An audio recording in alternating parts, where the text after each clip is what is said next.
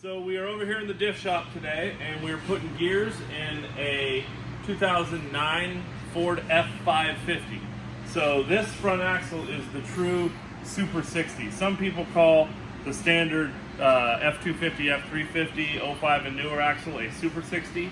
That is not the case.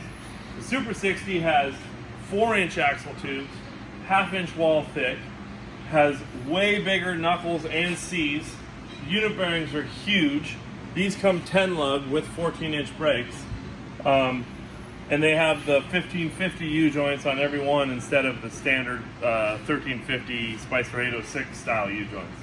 So the other thing is these Super 60s, because they were 10 lug and because they only came in dualies, were 3 inches wider on each side, which is bitching because it gives you a little bit better track width.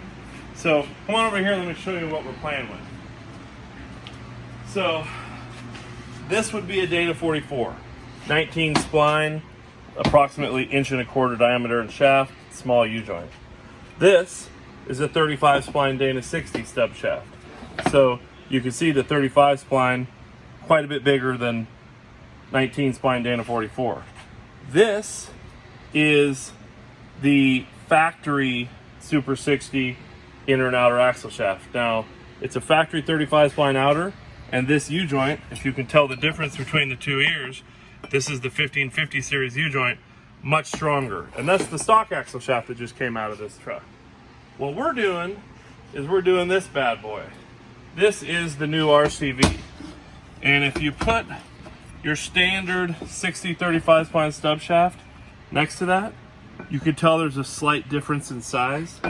So what's going to happen is this eliminates the locking hub, and this slides in where the locking hub goes. There's no drive flange needed. And then this is basically a Rockwell size burr field. And if you pick these bad boys up, this is the real deal. Rockwell burr, no drive slug outer, and 40 spline inner. So we're gonna have to come up with some special inner axle seals to get that to work, because they normally had a 35 spline inner. So the idea is don't break it, and RCV has got that figured out, and that's how it goes. We're gonna get this thing back together.